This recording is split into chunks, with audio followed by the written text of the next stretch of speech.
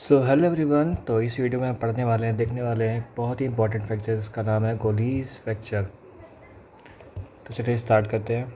सबसे पहले देखेंगे कि जिस साइंटिस्ट थे उसका नाम क्या था। तो उनका नाम था सर अब्राहम कोलीज। पता हो या ना पता हो इतना ज़्यादा मैटर नहीं करता। इसको और क्या कहते हैं, ये इंपॉर्टेंट चीज़ है। इसको बोलते हैं, कुछ लोग बोलते हैं पोट्यू, कुछ बोलते हैं पटाऊ, जो भी आपको पढ़ना हो। POUTTEAU, पटाऊ fracture. ठीक है। तो इसमें होता क्या है,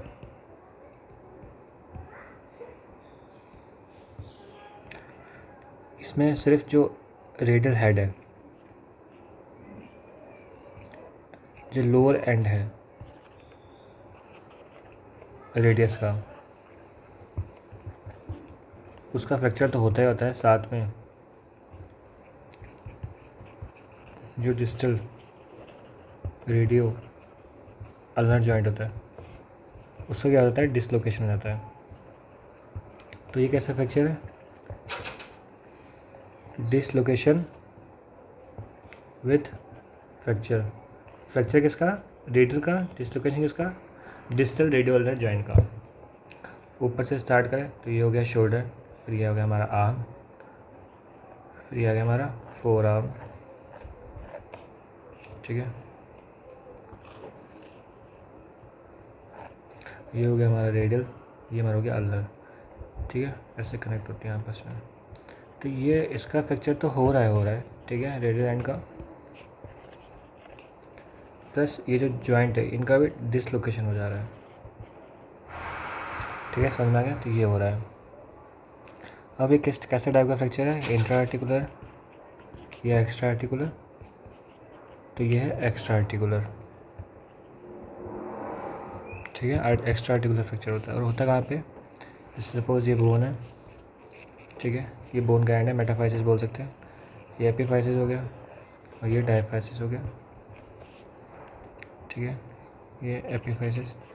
तो यहाँ क्या होता है, सॉफ्ट बोन, यहाँ सॉफ्ट बोन होती है जहाँ ग्रो करती है बोन, और ये हमारी मेडुलरी कैविटी होती है।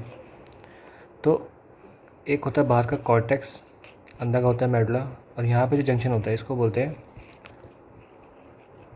Cortico cancellous junction. ये कैंसिलस वाला पार्ट है और ये कॉर्टेक्स वाला पार्ट है। तो जो फ्रैक्चर साइट है वो है हमारी कॉर्टिको कैंसिलस जंक्शन। ठीक है, अब मोस्ट कॉमन फ्रैक्चर ये होता है एडल्टी में, एडल्टी में। ठीक है, अब कोई हमसे पूछे कि बच्चों में क्या होता है, इन्फेंट्स, न्यू बॉर्न, तो होता है क्लेविकल का फ्रैक्चर मोस्ट कॉमन। फिर आता है चिल्ड्रन, सुप्राकॉन्डल फ्रैक्चर। अब आते हैं यंग अडल्ट्स, हमें होता है स्कैफोल्ड का फ्रैक्चर जो आगे पढ़ेंगे अभी, स्कैफोल्ड फ्रैक्चर। और एडल्टी में कोलीज का फ्रैक्चर। अब पेशेंट हिस्ट्री कैसे लेके आता, क्या बोलता है कि उसका हाथ जो था, ये उसका हथेली हो गई, ये ऐसे, ये ऐसे कुछ हाथ होगा इसका। ठीक, हाथ तो अजीब बना है बट समझ जाओ, ऐसे हाथ रखा होगा इसका। ठीक है, ठीक से बनाता हूँ एक बार।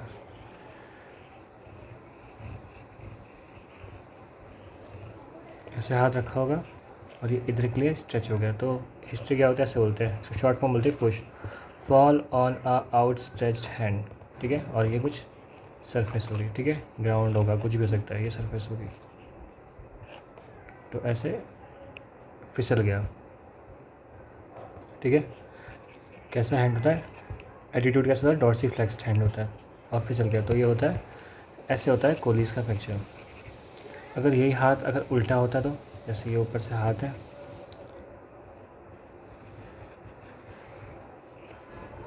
ठीक है, ये पेशेंट ऐसे है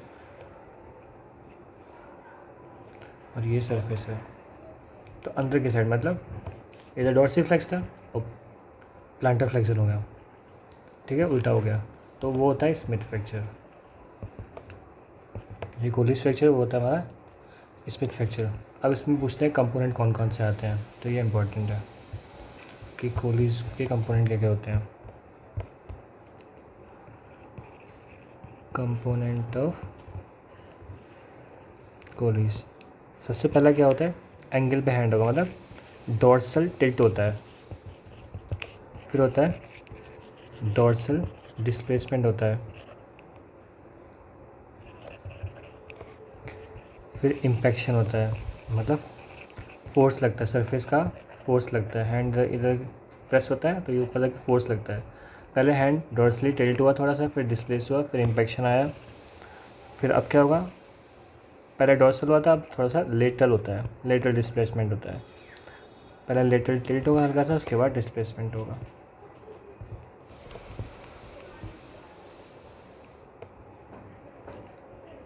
फिर उसके बाद लास्ट में होता है सुपिनेशन। पहले डोर्सल टिल्ट, डोर्सल डिस्प्लेसमेंट होगा, फिर इसका इम्पैक्शन लगेगा, फिर लेटरल टिल्ट हो जाएगा, लेटरल डिस्प्लेस हो जाएगा, फिर सुपिनेशन हो जाएगा। ठीक है, मतलब हाथ कुछ एंगल पे होगा पहले स्टार्टिंग में, फिर हल्का सा वो शिफ्ट आएगा उसमें, फिर इम्पैक्ट आपको पता है कि इम्पैक्ट ट्रांसफ़र होगा प्रॉक्सिमल माइग्रेशन के, मतलब प्रॉक्सिमली मूव करेगा वो। फिर हल्का सा लेटरली एंगल बनेगा हैंड का, फिर शिफ्ट होगा और फिर एक्सटर्नल रोटेशन हो जाएगा और फिसल जाएगा वो।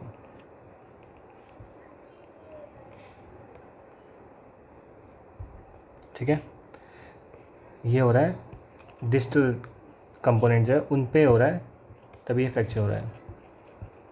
डिस्टल जो फ्रेगमेंट्स हैं उस पर ये सारी एक्टिविटी हो रही है जिसकी वजह से फ्रैक्चर हो रहा है।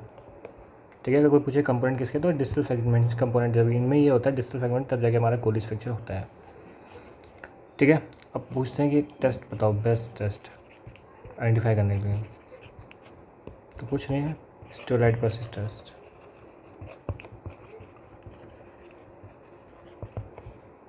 जनरली क्या होता है, जो रेडियल स्टेरॉइड है, रेडियल स्टेरॉइड प्रोसेस जो होती है वो 1.3 सेंटीमीटर डिस्टल होती है, किसके, अल्नाइन स्टेरॉइड प्रोसेस के। तो अब जब ये कोलिस फ्रैक्चर होता है, आफ्टर कोलिस फ्रैक्चर, तो ये क्या होता है, दोनों सेम लेवल पे आ जाते हैं, रेडियल स्टेरॉइड प्रोसेस और अल्नाइन स्टेरॉइड प्रोसेस, दोनों क्या होते हैं, सेम लेवल पे आ जाते हैं। तो ये होता है हमारा most common reliable clinical reliable sign.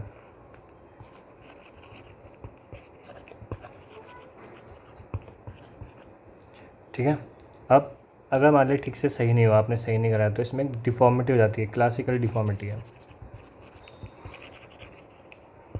इसको बोलते हैं डिनर फोर्क डिफॉर्मिटी।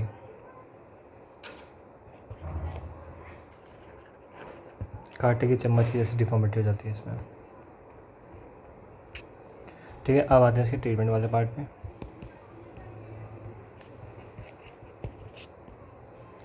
ट्रीटमेंट में क्या करते हैं, जैसा हुआ उसका उल्टा करते हैं। तो क्या करते हैं, सबसे पहले करते हैं डॉर्सी फ्लेक्शन होता है, इसमें पार्मल फ्लेक्शन करते हैं।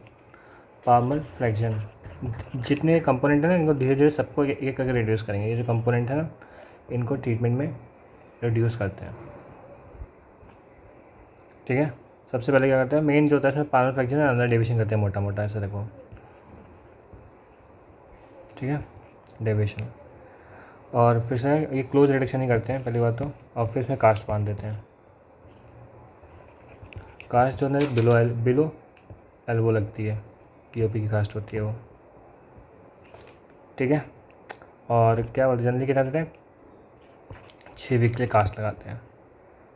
अब ट्रैक्शन देने के लिए क्या कहते हैं, 2 लोग की जरूरत तो पड़ती ही पड़ती है, एक आदमी के बस क्या नहीं होता, तो 2 लोग की जरूरत पड़ेगी हमको ट्रैक्शन और काउंटर ट्रैक्शन देने के लिए। ट्रैक्शन और काउंटर ट्रैक्शन, सबसे पहले क्या कहते हैं काउंटर और ट्रैक्शन, ट्रैक्शन और काउंटर ट्रैक्शन देंगे तो इससे क्या न्यूट्रलाइज होगा हमारा, इधर लिखता हूँ, तो न्यूट्रलाइज होगा ट्रैक्शन एंड काउंटर ट्रैक्शन अगर आप देते हैं तो जो हमारा रिजॉल्व होता है वो इम्पैक्शन को न्यूट्रलाइज करने के लिए होता है, जो इम्पैक्ट लगा था। दूसरा पहला ये हो गया।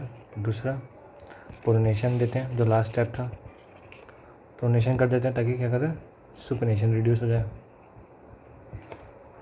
फिर पाल्मर फ्लेक्शन करते हैं। पाल्मर फ्लेक्शन क्या करता है, जो डॉर्सल डिस्प्लेसमेंट होता है ना, उसको न्यूट्रलाइज करता है।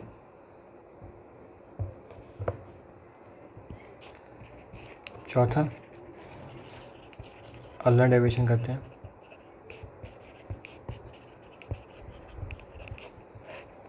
ये करते हैं, ये लेटरल टिल्ट और लेटरल डिस्प्लेसमेंट को न्यूट्रलाइज करता है।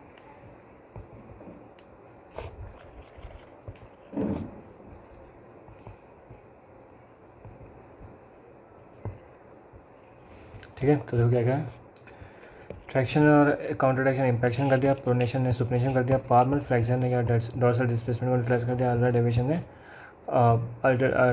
लेटरल टिल्ट और लेटरल डिस्प्लेसमेंट को न्यूट्रलाइज कर दिया। ठीक है, अब आते हैं, एक होता है कॉटन लोडर्स पोजीशन। ये क्या होता है, ये इसको नाम दिया गया है कि जो कास्ट होती है पीओपी की, जो कास्ट होती है कोलीज के फ्रैक्चर में, वो ऐसी रखते हैं, मतलब इस पोजीशन का नाम है ये, position in Colles fracture treatment. POP cast is placed so that immobilization happen। Immobilise करने के लिए हम कॉटन लोडर पोजीशन में रखते हैं जो कास्ट होती है पीओपी के। अब आते हैं इसमें कॉम्प्लिकेशन। देखो ट्रीटमेंट के कॉम्प्लिकेशन क्या क्या हो सकते हैं अगर ट्रीटमेंट ठीक टाइम से ट्रीट नहीं किया, या फिर क्या कॉम्प्लिकेशन हो सकते हैं।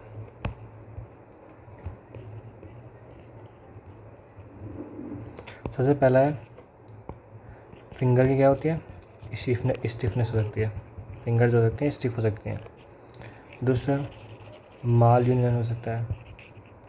ठीक है, माल यूनियन होगा तो क्या हो जाएगा, डिनर फॉक डिफॉर्मिटी हो जाएगी।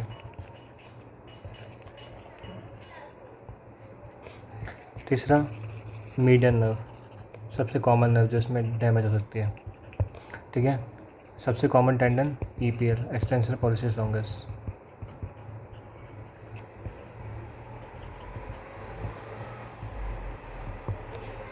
ठीक है, मीडियन नर्व और किसमें इंजरी होती है, कार्पल टनल सिंड्रोम।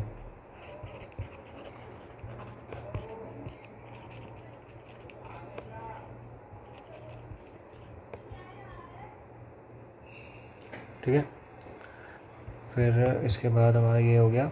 फिर आते हैं थोड़ा सा उसकी बात करते हैं, रिवर्स कोलिस किसे बोलते हैं। मैंने बताया था रिवर्स कोलिस का दूसरा नाम है स्मिथ फ्रैक्चर। इसमें डॉर्सी फ्लेक्सन और पाल्मर फ्लेक्सन रहता है। ठीक है, और उसमें जो डिफॉर्मिटी होता है अगर मालूम नहीं हो जाए तो गार्डन स्पेड डिफॉर्मिटी बोलते हैं इसको। ठीक है, इसको बोलते हैं गार्डन स्पेड डिफॉर्मिटी। तो इस वीडियो में इतना ही था। हम नेक्स्ट टॉपिक पढ़ने वाले हैं, वो पढ़ेंगे हम स्कैफोइड फ्रैक्चर।